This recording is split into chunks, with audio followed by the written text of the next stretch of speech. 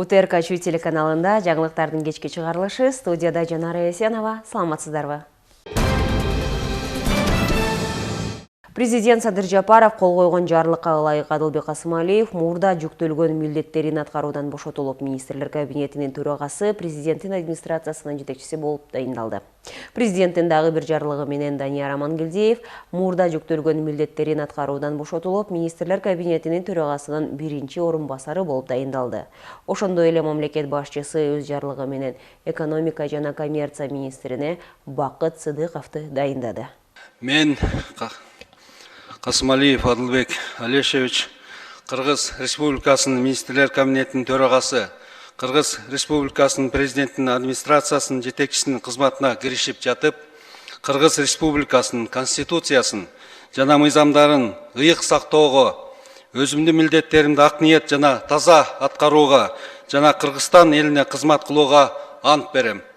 Берген антымды бузганым үчүн Кыргыз Республикасынын мыйзамдарына ылайык жоопкерчиликти тартууга даярмын. Президент Садыр Жапаров жогорку кеңеште сүйлөп жатып, министрлерге эскертүү берди. Ал жогорку кызматтагыларды эски күндөрдү унутуп, мамлекеттин кызыкчылыгы үчүн иштөөгө чакырды. Араңарда көптөн бери иштеп жүргөндөр бар. Эски күндөрдү унуткула. Мен ар бир жетекчиге айтамын. Тармакты тартипке келтиргиле, коррупция, уурулук жоюлсун, таза иштегиле. Эгер чынчыл, калыс иштейм деген ишенич жок болсо, анда арыз жазып кете бер. Сизге жакшы болот, деди мамлекет башчысы. Белгилей кетсек, бүгүн жыйында Адылбек Касымалиев башында турган Кыргызстандын жаңы кабинети элге, жогорку кеңешке жана президентке берилгендигине ант берди. Урматтуу эл өкүлдөрү, коом турмушу саат жебесиндей токтобой кете берет. Андыктан биз да өз ишибизди токтотпой улантышыбыз керек. Айрыкча өкмөттүн өлкө турмушун жөнгө салуу, өнүктүрүү жаатындагы ишмердиги 1 мүнөттөгү токтоп калбаш керек. Мындан улам министрлер кабинетинин төрагасы кызматына баарыңыздарга белгилүү Адылбек Алешевич Касымалиевдин талапкерлигин сунуш кылгам. Мен анын өмүр жолуна көз салсам Ленинград финанс-экономикалык институтун аяктагандан тартып каржы, салык, жыйымдар боюнча жөнөкөй кызматкерден баштап бир топ жетекчилик кызматкерлердин тепкичин басып өтүптүр. Айрыкча экономика, каржы министри кызматтарын аркалап, өлкөбүздүн бул тармактарын ийне жибине чейин жеткиликтүү билээрин, тийиштүү тажрыйба топтогонун сиздер деле жакшы билесиздер. Ошондуктан колдоп бердиңиздер деп ойлоймун. Сиздерге терең ыраазычылык. Урматтуу депутаттар, бетеге кетет, бел калат, бектер кетет, эл калат дейт кыргыз эли. Биз да кетебиз. Мөөнөтүңөр аяктагандан кийин сиздер да кетесиздер. Мамлекетибиз, элибиз гана түбөлүк калат. Бийлик алмашат, жаңылар келет, кетет, турмуш өзү ушундай. Эң башкысы эл кызматына татыктуулар, чынчылдар, мекенчилдер келип, жалпы журтубузга кызмат кылып беришсе болгону. Мекенибизге, сүйүктүү Кыргызстаныбызга кылым кыйрынан бери нарк күтүп сакталып келаткан элибизге кызмат кылалы, таза, чын жүрөктөн ак ниет иштеп берели. Учурга чейинки жетишкендиктерге мурдагы министрлер кабинетинин төрагасы Акылбек Жапаровдун да саламы бар. Эми анын кызматтан кетишин ашыкча саясатташтыруунун кажети жок. Мындай пикирин президент Садыр Жапаров жогорку кеңештин жыйынында билдирди. Мамлекет башчынын айтымында өлкө бюджеттин түзүүчү салык системасындагы акыркы ор койгон терс көрүнүштөр баарыбызды кейишке салды. Маселен, акциз маркаларына байланышкан махинациялар ашкерленип жатат. Өзүңүздөргө белгилүү болгондой, бул тармак Акылбек Усенбековичтин түздөн түз көзөмөлүндө болчу. Демек, салык системасындагы мыйзамсыз аракеттерди мурдатан эле токтотуп калуу мүмкүн эле, деди Садыр Жапаров. Ошондой эле мыйзамсыз иш аракеттеринен улам салык кызматынын жогорку жетекчилеринин кармалышы боюнча окуя азыр тергелип жаткандыктан, бул жерде жеке кызыкчылыктардын кагылышына жол бербөө үчүн аны кызматтан четтетүүгө мажбур болгондугун президент баса белгиледи. Андан соң өлкө башчысы эл өкүлдөрүнө кайрылып, коом турмушу саат жебесиндей токтобой кете берерин, андыктан биз да өз ишибизди токтотпой улантышыбыз керек, деди. Белгилей кетсек, 16 декабрда министрлер кабинетинин төрагасы, президенттин администрациясынын жетекчиси Акылбек Жапаров отставкага кеткен. Менин күнү түнү тынбай министрлер кабинетинин алдына койгон талаптарымды министрлер, жалпы команданын тапшырмаларымды так жана ыкчам аткарууга болгон аракеттеринин жыйынтыгында мына бүгүнкү жетишкендиктерге жетишип отурабыз. Ачыгын айтып коюш керек, бул жетишкендиктерге министрлер кабинетинин мурдакы төрагасы Акылбек Жапаровдун дагы салымы бар. Эми анын кызматтан кетишин ашыкча саясатташтыруунун кажети жок деп ойлойм. Бирок өлкө бюджетин түзүүчү салык системасындагы ор койгон терс көрүнүштөр баарыбызды кейишке салды. Маселен, акциз маркаларына байланышкан махинациялар ашкереленип жатат. Өзүңүздөргө белгилүү болгондой, бул тармак Акылбек Үсөнбековичтин түздөн түз көзөмөлүндө болчу. Демек, салык системасындагы мыйзамсыз аракеттерди мурдатан эле токтотуп калуу мүмкүн эле. Мыйзамсыз иш аракеттеринен улам салык кызматынын жогорку жетекчилигинин кармалышы боюнча окуя азыр тергелип жаткандыктан, бул жерде жеке кызыкчылыктардын кагылышына жол бербөө үчүн аны кызматтан четтетүүгө мажбур болдум. Эки аскер комиссары коррупцияга шектелип кармалды. Башкы прокуратурадан маалымдашкандай, аскер прокуратурасы УКМК менен биргеликте жүргүзүлгөн ыкчам аракеттеринин натыйжасында Бишкек шаарынын Ленин районунун жана Чүй облусунун Аламүйдөн районунун аскер комиссарларын коррупция фактысы менен кармады. Аталган кызматкерлер системалуу түрдө мыйзамсыз акча талап кылуу схемасын уюштуруп, аскерге чакырылгандардан жана алардын мыйзамдуу өкүлдөрүнөн акча алышкан. Ошондой эле мобилизациялык резерв боюнча талапкерлердин тизмесине киргизүүдө да акча опузалоо фактылары аныкталган. Учурда кармалгандар Бишкек гарнизонунун гауптвахтасына киргизилди. Тергөө иштери аскер прокуратурасынын тергөө башкармалыгы тарабынан жүргүзүлүүдө. Ушул жылдын 11 декабрында Бишкек шаарынын Чокморов көчөсүндө орун алган каракчылык фактысы боюнча кылмышка шектүүлөр аныкталды. Бишкек шаардык милициясына билдиришкендей, белгисиз 4 адам физикалык күч колдонуу менен акча алмаштыруу жайынан чыгып бараткан жарандын 31 миллион сомдон ашык каражатын алып кетишкен. Бир катар ыкчам иликтөө иш-чараларынын жүрүшүндө милиция кызматкерлери бул кылмышка тиешеси бар 4 шектүүнү тең аныкташкан. Бирок алар тууралуу маалыматтар тергөөнүн купуялуулугу үчүн ачыкка чыгарылбайт. Учурда кылмышкерлерди кармоо боюнча ыкчам издөө иш-чаралары жүргүзүлүүдө деп айтылат маалыматта. 2024 жылдын 11 декабрь күнү Чокморов көчөсүндө болгон каракчылыкка байланыштуу Бишкек шаарынын Свердлов райондук ички иштер башкармалыгынын тергөө кызматы иликтөөнү улантууда. Окуянын кесипетинен 31 миллион сомдон ашык акча каражаты уурдалып, жабыркагандар жеңил жаракаттарды алышкан. Кылмышты белгисиз адамдардын тобу жасаган. Алар бычак колдонуп, акча салынган рюкзакты ачыктан ачык ээлеп алышкан.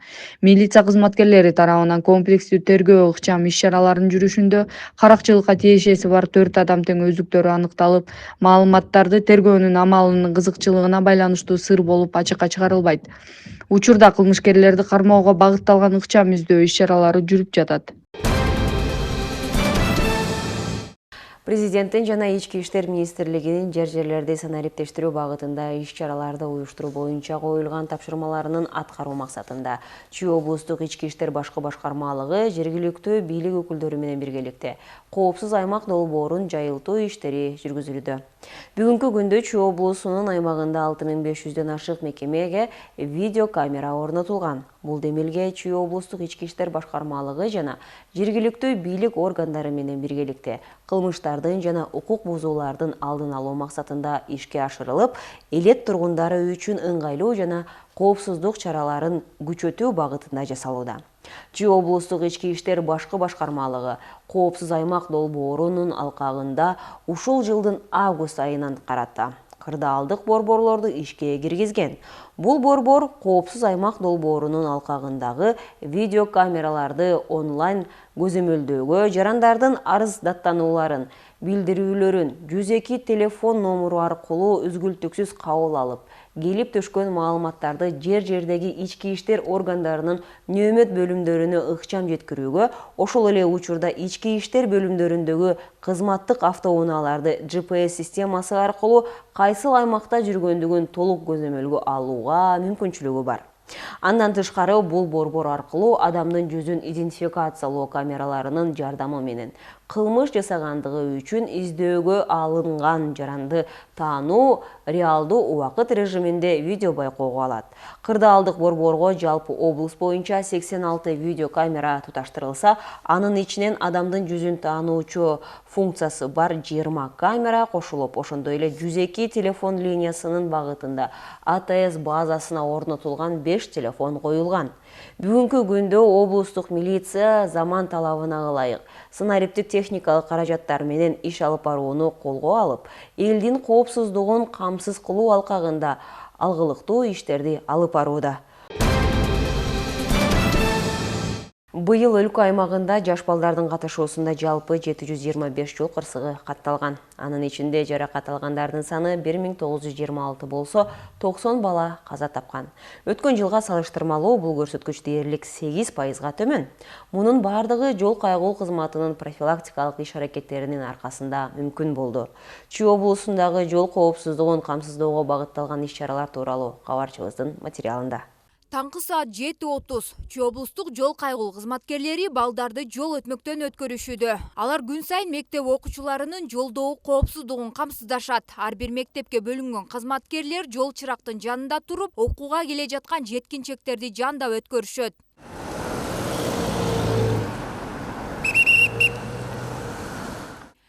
Чүй облусунда жалпы 317 мектеп бар. Анын ар бирине 228 жол кайгылуу кызматкери бекитилген. Алар балдардын коопсуздугун камсыздоо менен бирге жолдо жүрүү эрежелери боюнча профилактикалык иш-чараларды өткөрүп турушат. Бул аракеттер жол коопсуздугун камсыздоого багытталган.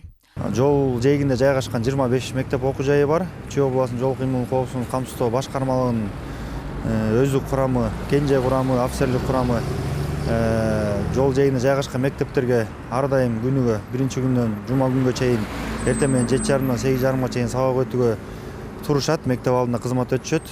Эмне үчүн? Жаш балдардын жол коопсуздугун камсыздоо үчүн балдарды өткөрүшөт.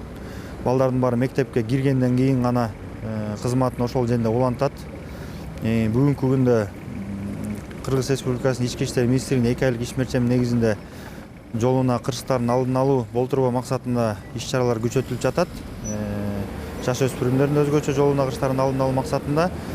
Андан тышкары балдарды өткөргөндөн кийин ошол эле инспектор, жол тескөөчүсү мектепке кирет, сабагын жол эрежеси боюнча сабактарында үйрөтүшөт.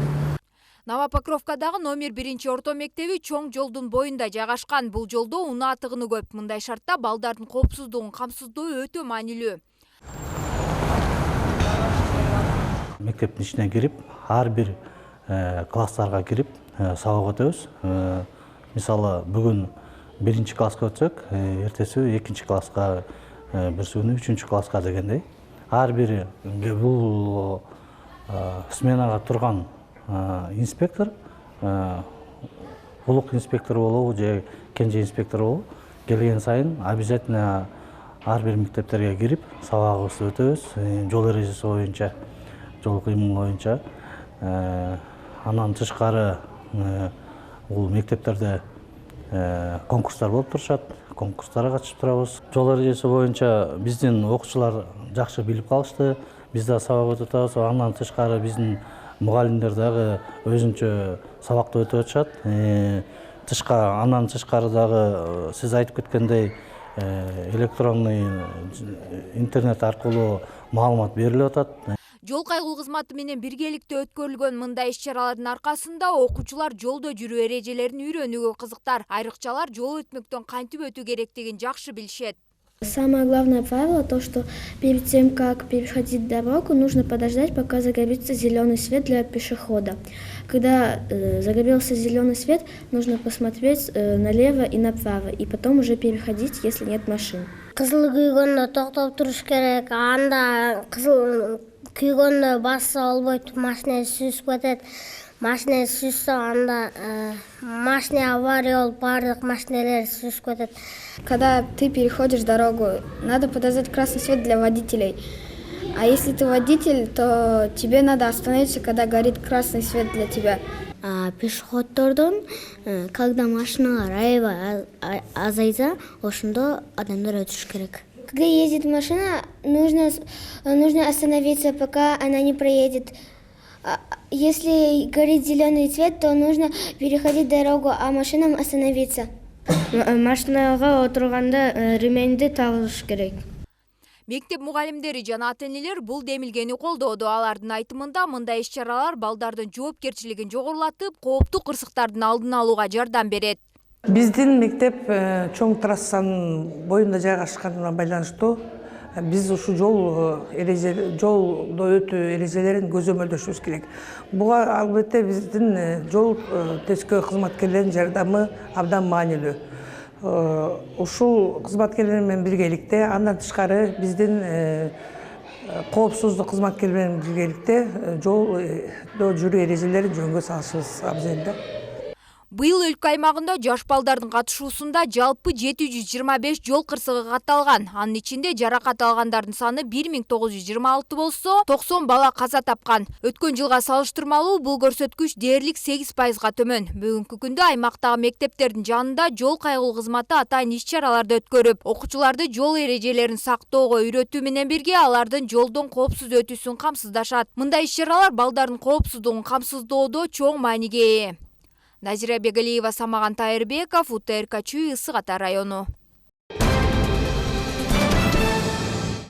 Ишкерлерге фитосанитардык сертификаттарды онлайн алууга шарт түзүлдү. Айыл чарба продукцияларын экспорттоодо фитосанитардык документтерди алуу процессин автоматташтыруу максатында Айыл чарба министрлигине караштуу өсүмдүктөрдү химиялаштыруу, коргоо жана карантин департаменти, экономика жана коммерция министрлигине караштуу Бирдиктүү терезе мамлекеттик ишканасы менен биргеликте Бирдиктүү терезе маалыматтык системасы аркылуу электрондук өтүнмө берүү мүмкүнчүлүгү түзүлдү.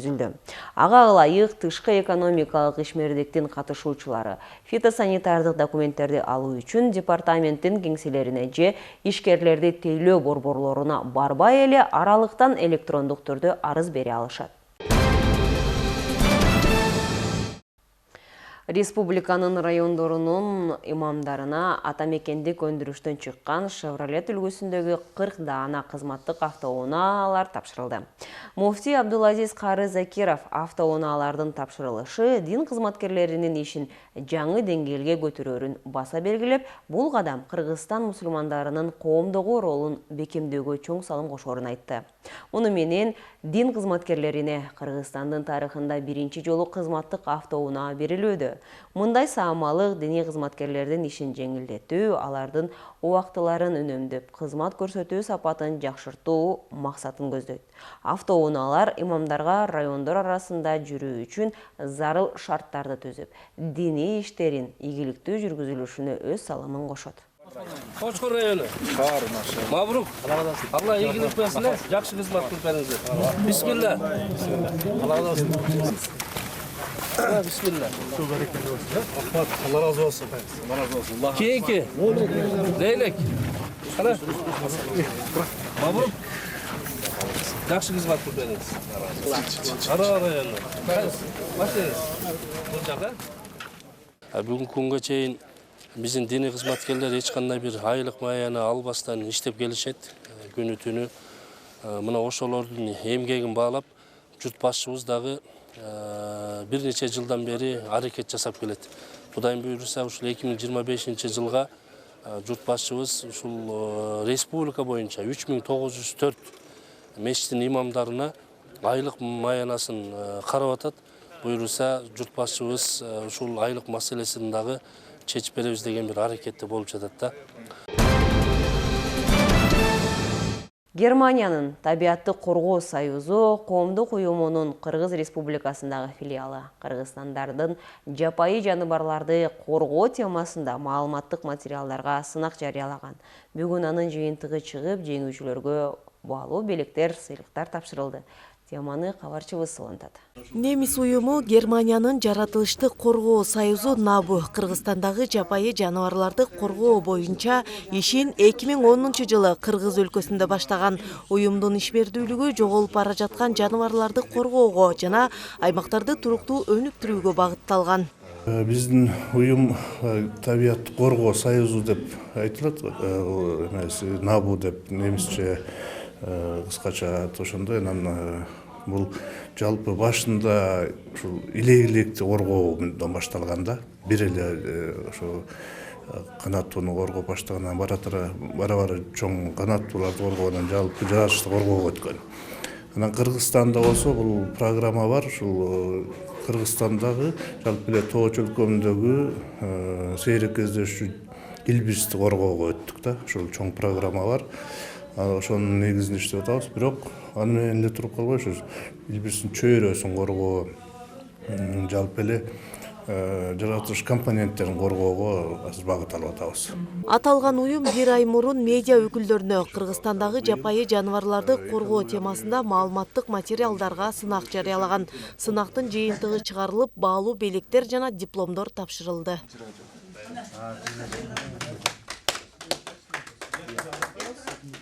Сынактын катышуучулары басма сөз жана маалымат агенттиктеринин кабарчылары, радио жана телевидение кабарчылары, экологиялык маселелерди чагылдырган блогерлер жана авторлар. Алардын бири улуттук 1-каналдын 1-радионун баяндамачысы Назира Молдалиева сынактын катышуучуларынын арасында алдыңкы орунду багындырып, баалуу белектер менен сыйланды.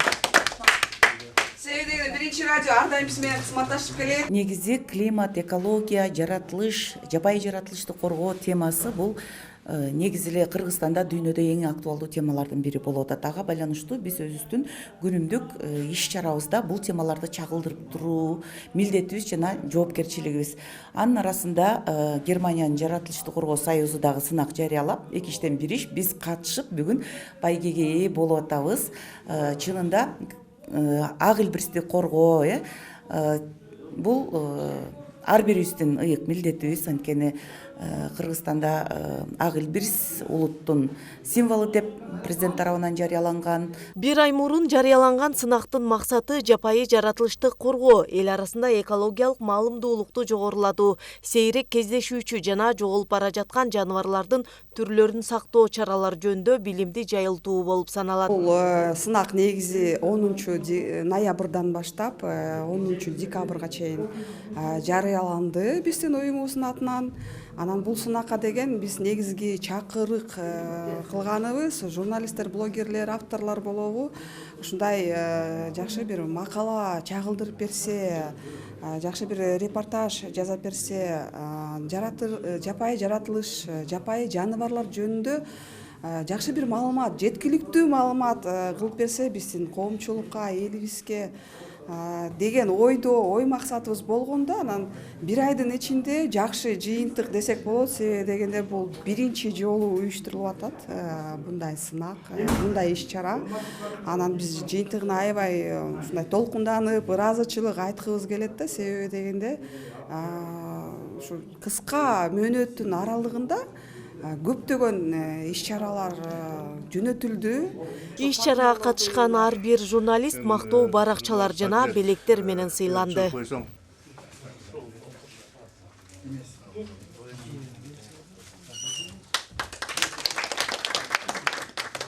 Айгерим Дүйшөбаева, Данияр Тилебалдыев, УТРК Чүй, Бишкек шаары.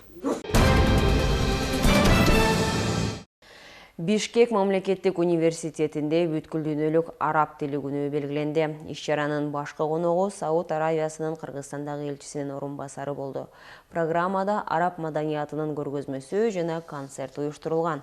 Кененирээк кабарчыбыздын кийинки сюжетинде. Кусейин Карасаев атындагы Бишкек мамлекеттик университетинде бүткүл дүйнөлүк араб тили күнү чоң салтанат менен белгиленди. Иш-чара араб маданиятынын көргөзмөсү менен башталды. Анда китептер, каллиграфия жана салттуу кийимдер көргөзүлдү. Салтанаттуу бөлүк араб дүйнөсүнүн маданий ар түрдүүлүгүн чагылдырган видеоролик менен башталып, катышуучуларды өзгөчө атмосферага бөлөдү. Университет ректору Абдылда Мусаев араб тилинин Бириккен Улуттар уюмунун 6 расмий тилинин бири катары маанилүүлүгүнө токтолду. Ал сөзүндө араб тили дипломатиянын гана куралы эмес, бай тарыхты, маданиятты жана руханий мурастарды үйрөнүүнүн ачкычы экенин баса белгиледи. Ошондой эле ректор университет чыгыш тилдери боюнча адистерди даярдоо жаатында чоң салым кошуп жатканын айтып өттү. Көп жылдардан бери ушу араб тили, араб адабияты, араб таануу багытында биз адистерди даярдап келатабыз. Элчилик дайыма биз менен кошо көмөк көрсөтүп ушул адистерди тарбиялоодо өзүнүн үлүшүн кошуп келе жатат. Эми араб тили бүгүнкү күнү араб тилинде дүйнө жүзүндө 400 миллионго жакын адам сүйлөйт. Араб тили дүйнөдөгү эң кооз, эң мазмундуу, эң терең тилдердин бири.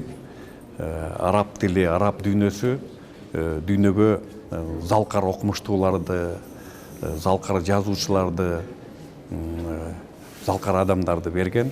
Сауд Аравия падышачылыгынын Кыргызстандагы элчисинин орун басары Сад Аль-Дувайн араб тилин араб өлкөлөрүнө тышкары үйрөнүүнүн маанилүүлүгүн белгиледи. Ал мындай демилгелер өлкөлөр ортосундагы маданий жана билим берүү байланыштарын чыңдоого өбөлгө түзөрүн айтты.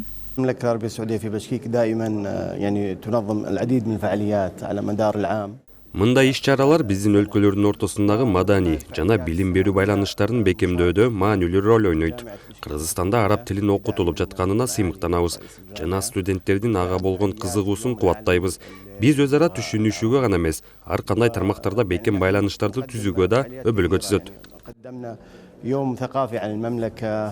Иш-чарада жогорку окуу жайдын чыгыш тануу жана эл аралык мамилелер факультетинин ролу өзгөчө белгиленди. Бул факультетте араб, жапон, корей, түрк жана фарси тилдери окутулат. Факультеттин миссиясы чыгыш тануу, тарых, маданият, экономика, эл аралык мамилелер жана чыгыш өлкөлөрүнүн маданият аралык байланыштары боюнча адистерди даярдоо. Майрам концерттик программа менен жыйынтыкталды. Анда бий топтору чыгыш бийлерин аткарып, студенттер ыр жана поэзия номерлерин тартуулашты. Катышуучулар мындай иш-чаралар тилди жана маданиятты үйрөнүүгө шыктандырарын белгилешти.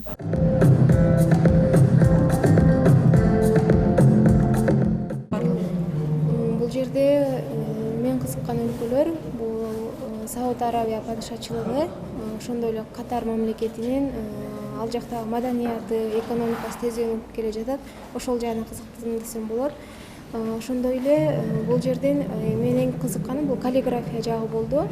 Өзүмө саясат жагын окугандан кийин көптөгөн инвестицияларды мамлекетибизге алып келүү аркылуу ал ушул Кыргызстандын өнүгүшүнө салым кошом деп үмүттөнөм. Бишкек мамлекеттик университетинде өткөн бүткүл дүйнөлүк араб тили күнү маданият байланыштарды жана диалогту бекемдөө аянтчасына айланып, тилдер элдерди жана муундарды бириктирген көпүрө экенин эске салды. Назира Бегалиева, Айкен Муратбекова, Сымбат Алмазова, Самаган Тайырбеков, УТРК Чүй.